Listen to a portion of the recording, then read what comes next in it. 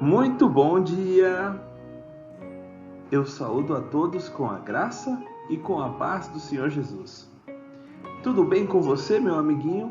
Tudo bem com você, minha amiguinha? Hoje é domingo, dia de adorarmos a Deus e de estudarmos a sua palavra. Por isso eu convido você a tomar a sua Bíblia na mão, sentar junto de seus pais, porque nós vamos estudar o texto.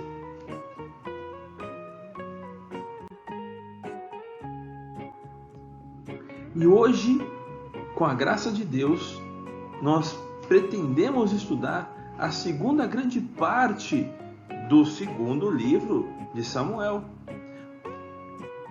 Esse espaço se dará do capítulo 13 ao 24.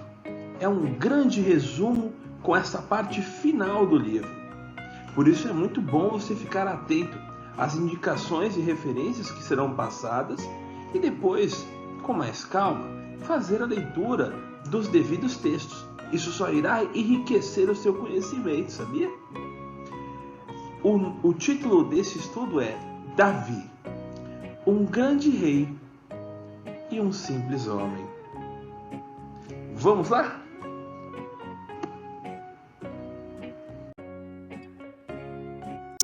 Os textos que nós vamos estudar estão entre os capítulos 13 e 24 do segundo livro de Samuel. É a grande metade que vai trazer uma síntese dos acontecimentos finais. Você sabe o que é uma síntese? Deixa eu te ajudar. Uma síntese é um ajuntamento de muitas coisas com a finalidade de trazer um único significado, um único sentido. Eu vou dar um exemplo. Quando eu estou fazendo uma síntese de muitos capítulos, é como se eu ajuntasse todos eles e fizesse um resumo, de maneira que buscasse apontar aquilo que é principal dentre todos estes capítulos. Então eu estou fazendo uma síntese, um ajuntado de muitas coisas para trazer um único sentido, o maior sentido. Espero ter ajudado você. Voltando, nós vamos fazer essa síntese dos capítulos 13 ao 24. Por isso é muito importante você acompanhar as referências que serão indicadas no conteúdo e, com o tempo, estudar essas referências. Porque, veja, é muito enriquecimento para você. A palavra de Deus é a forma como Deus se comunica com a gente. E quando a gente lê a palavra de Deus, pede a sua orientação para o estudo, ele nos ensina de maneira que nem mesmo o melhor professor poderia fazer. Porque o melhor professor neste caso é o Espírito de Deus, o Espírito Santo do Senhor. Por isso, vamos ao texto. Mas, peraí. Antes, vamos ver se você sabe. Antes da gente começar, o que a gente tem que fazer? Recapitular, né? Vamos lembrar um pouquinho do que nós aprendemos na semana passada. Se você quiser assistir todo o conteúdo, vai aparecer um card aqui em cima e você vai poder clicar nele e será direcionado ao vídeo anterior. Mas se preferir ficar com a gente, eu vou fazer um breve resumo daquilo que foi falado semana passada e a gente dá continuidade no dia de hoje. O que aconteceu na última aula? Davi ofende grandemente a Deus.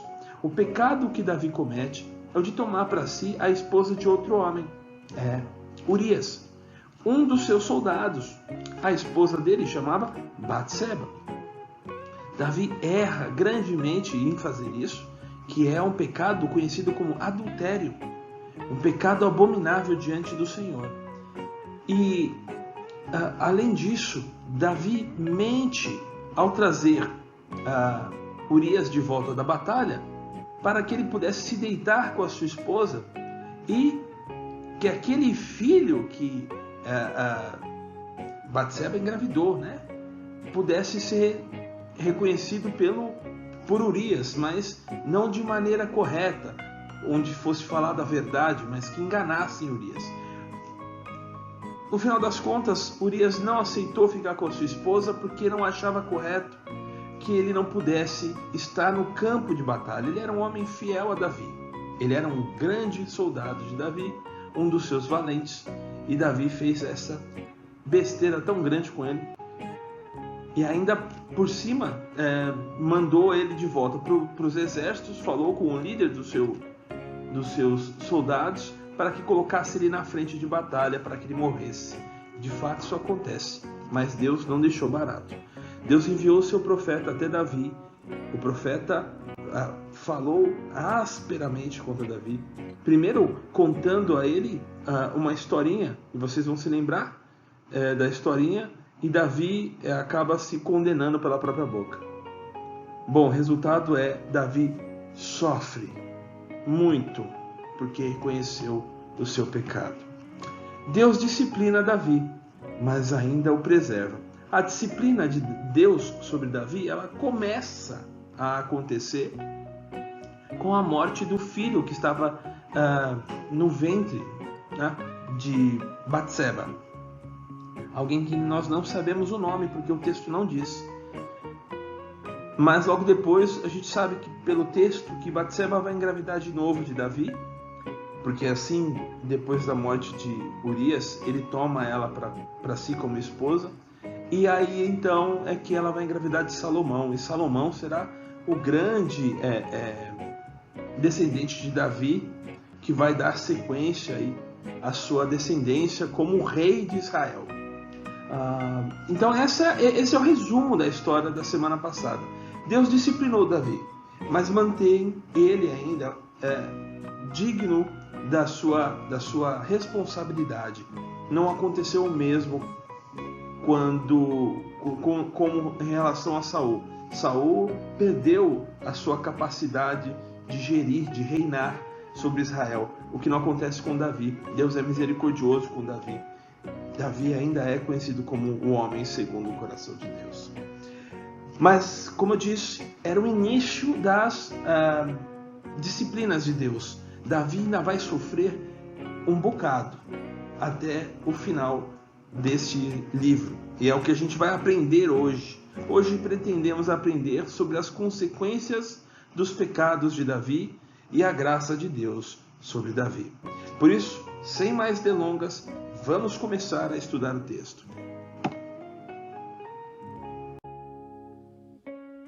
Vamos começar. Como eu disse, é um grande conteúdo que eu vou condensar, sintetizar, de maneira que você possa compreender. Por isso, preste bastante atenção nas referências. Ali estão sendo apontados os capítulos dos textos que serão ensinados agora. Muitos são os acontecimentos que vão acontecer nesse período, esse final do reinado de Davi. Mas são duros, são ruins para o rei, de modo que Deus está disciplinando o rei por todos os pecados que ele cometeu. Davi, embora um grande rei, é um homem como qualquer outro, pecador e que carece de redenção. Pois bem, um dos seus pecados é de possuir muitas esposas, que gerando muitos filhos, acabaram que eles entraram em conflito por causa do trono de Israel. Isso vai acontecer especialmente entre Absalão e Amnon. Amnon era o primogênito de Davi. Amnon é filho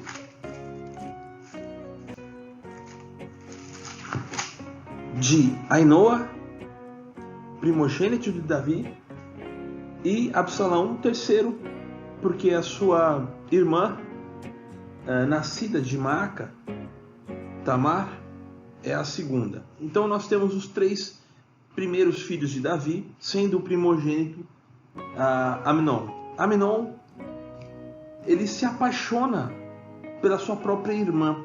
Isso é um pecado abominável diante de Deus, conhecido como incesto, que são relações entre familiares. Isso não é permitido. A Bíblia ensina que isso é pecado. E Amnon se apaixona pela sua irmã Tamar. Meia-irmã, né? Eram filhos do mesmo pai, mas não da mesma mãe. Tamar e Absalão, sim, são de pai e mãe, são irmãos mesmo. mas ainda assim não poderiam se relacionar. Amnon força esse relacionamento, ele força a ter relações com a sua irmã.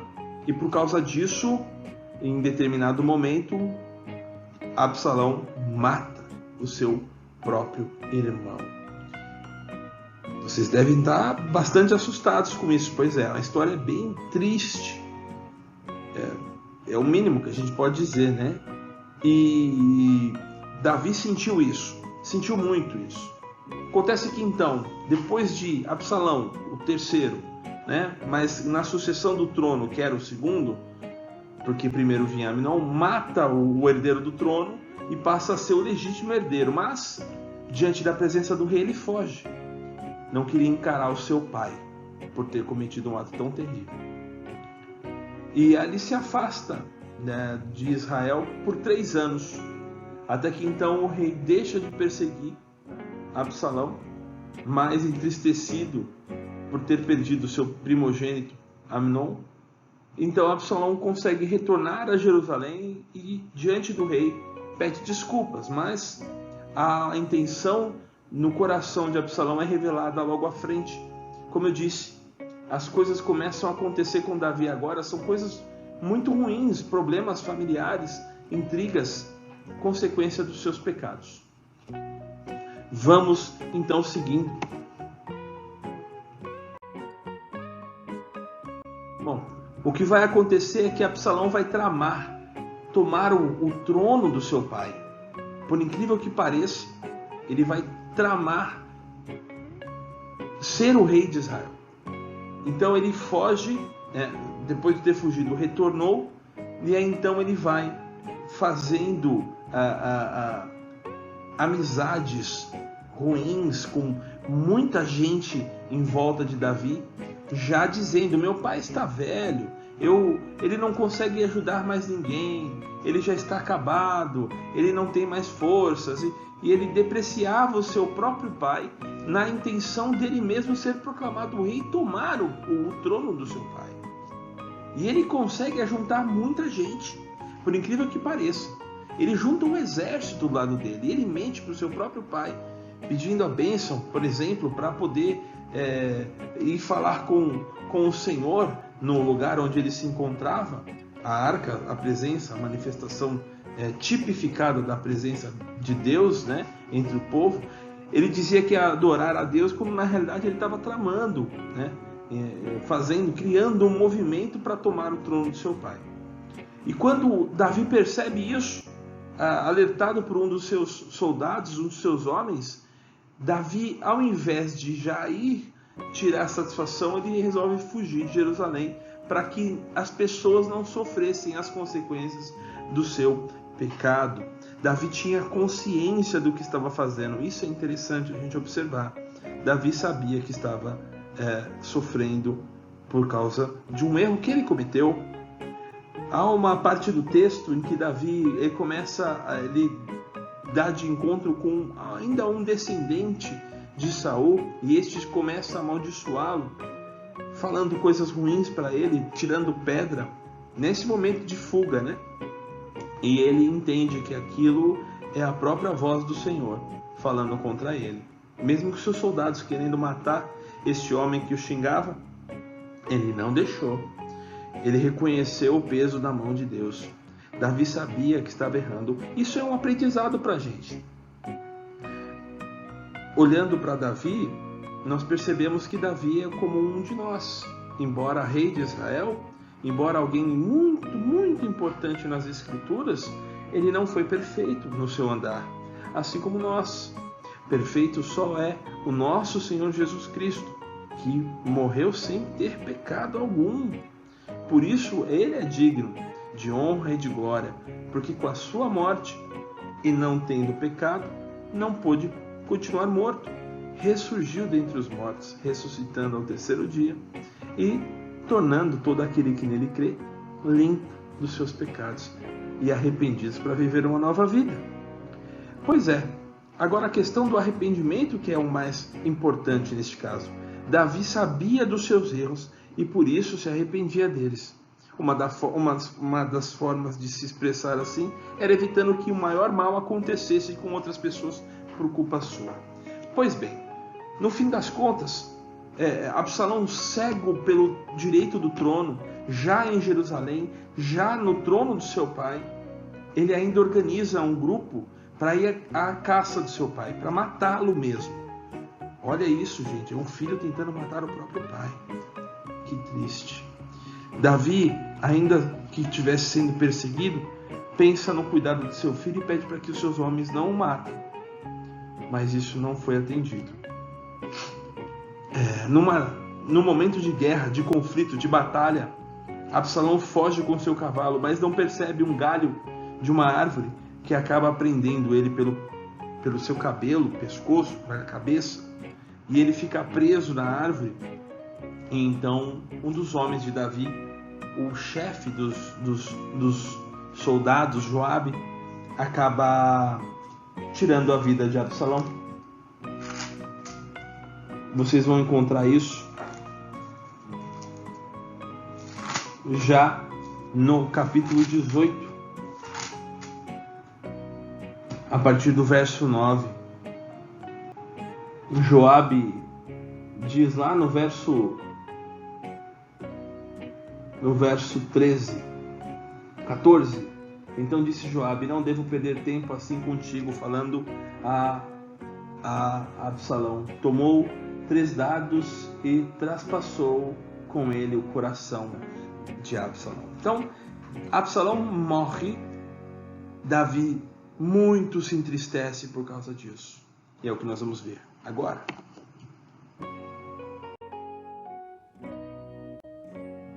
Esse é o momento que Davi percebe que o seu filho morre. Esse já é o segundo, aliás, o terceiro filho que Davi perde. O primeiro foi aquele no ventre de Batseba, o segundo foi Amnon, pelo pecado que cometeu, e o terceiro foi Absalão, por tentar matar o próprio pai e tomar o reino de Israel. Bom, no fim das contas, todos os povos que se insurgiram contra Davi, que se levantaram contra Davi, regressam às suas casas, e Davi, meio que como se fosse coroado o rei de novo sobre Israel, acaba perdoando todo mundo das suas atitudes. Davi sabia que isso tudo tinha acontecido por causa dele.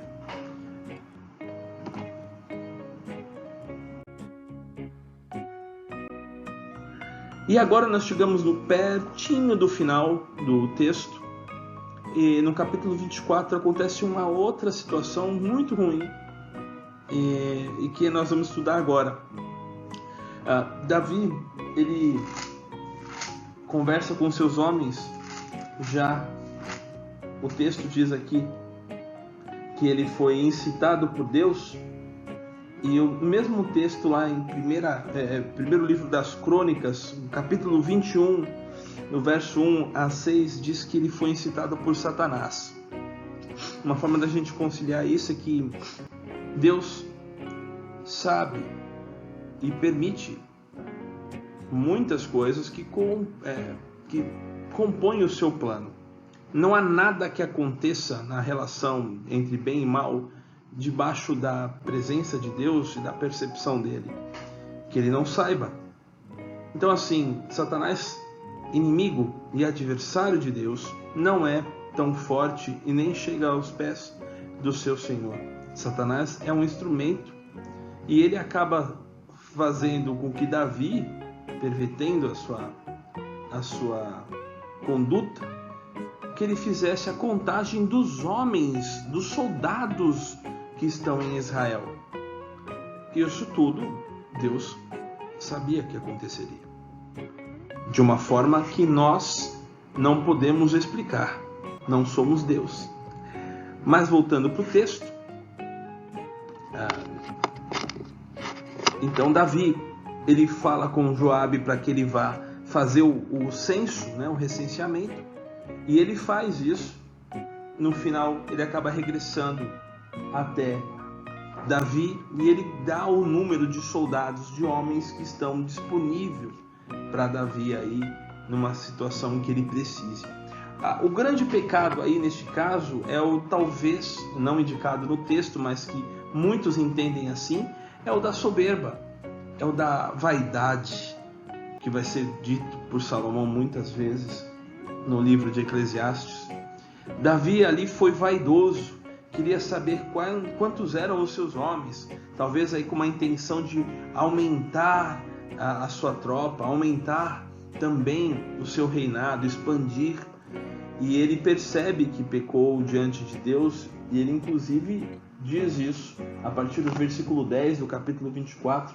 Sentiu Davi bater-lhe no coração, depois de haver recenseado o povo, e disse ao Senhor: muito pequei no que fiz, porém agora, ó Senhor, peço-te que perdoes a iniquidade do teu servo, porque procedi muito loucamente. E aí então, por meio do profeta, Deus vai propor a ele 3 situações que ele poderia escolher. A primeira, vamos dar uma lida no texto, que é melhor. A partir do verso 13, diz assim: veio, pois, Gade, o profeta, a Davi e lhe fez saber, dizendo: queres que 7 anos de fome te venham à tua terra? Ou que por 3 meses fuja diante dos teus inimigos e eles te persigam? Ou, terceiro, que por 3 dias haja peste na tua terra? Escolha agora, delibera agora e vê que resposta hei de dar ao que enviou. Então Davi, ele opta por não cair na mão dos inimigos, né? E prefere cair na mão do Senhor, entendendo que o Senhor é misericordioso. E de fato acontece a peste. Deus então envia a peste por um certo período, que acaba afligindo o povo de Deus, o seu próprio povo, o povo de Israel. Davi, percebendo isso tudo, ele vai até os campos, né? Nos campos de Araúna. Vocês vão encontrar isso a partir do versículo 18. E ele então compra este espaço, monta ali um altar e oferece a Deus súplicas em favor do seu povo. Davi intercede pelo seu povo. Mais um aprendizado que nós temos com Davi. Davi, assim como nós, intercede pelo seu irmão, pelo seu próximo. Está preocupado com o seu próximo. Essa é uma das incumbências que devemos ter como igreja. Você tem orado pelo seu amiguinho, jovenzinho? Se não, faça isso por ele. Peça a Deus para que o abençoe. Tem orado pelos seus familiares, jovenzinho, jovenzinha? É importante que a gente faça isso diante de Deus. E por fim, eu queria que... Aqui termina o livro, né? Nós percebemos 2 grandes acontecimentos relacionados aos pecados de Davi, mas eu queria ler contigo as últimas palavras de Davi, que você vai encontrar no capítulo 23, verso 1 ao 7.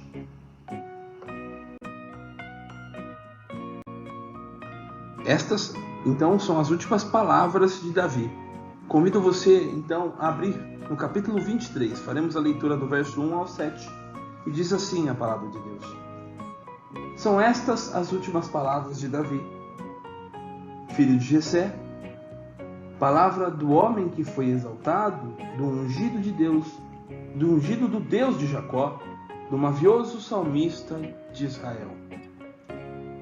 O Espírito do Senhor fala por meu intermédio, e a sua palavra está na minha língua.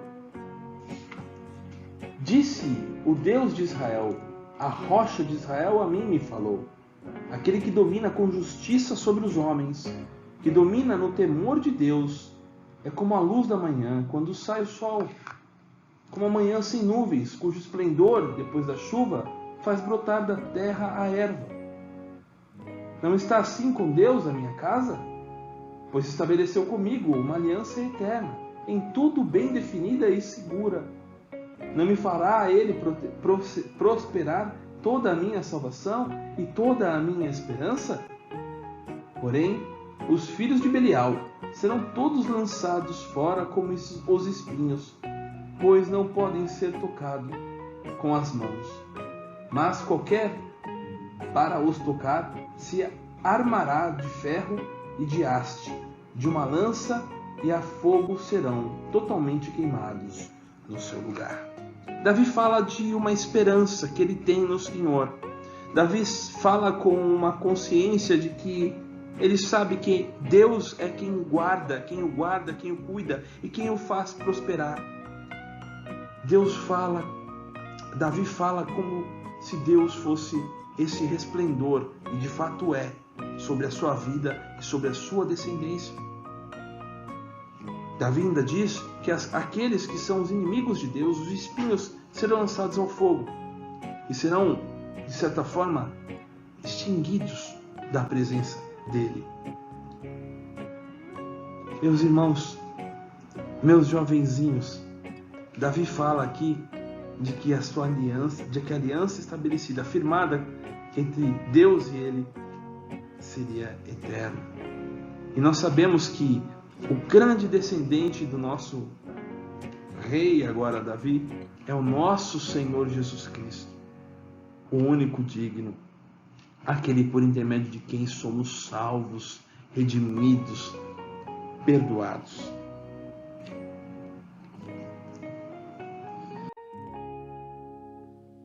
Meu jovenzinho, hoje o estudo durou um pouquinho a mais que o normal. Nós chegamos no fim de hoje do estudo, né? Conseguimos completar mais um livro, o segundo livro de Samuel, e aprendemos que, primeiro, as consequências dos pecados de Davi foram terríveis para a sua vida. E embora Deus tenha o preservado, ele sofreu bastante por conta disso. Mas percebemos que a graça de Deus foi superior, foi maior, e dava esperança no coração de Davi, esperança de uma vida melhor na presença do Eterno. Essa é a esperança que nós devemos ter também.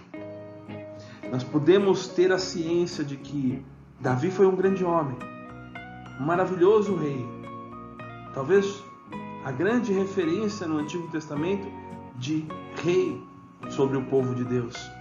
Talvez não, certamente o foi, pois foi modelo para os outros. Mas ele era tão homem, tão carente de salvação, tão pecador quanto a gente. E os erros que Davi cometeu no passado, também os erros, são, de certa forma, alguns dos erros que nós cometemos.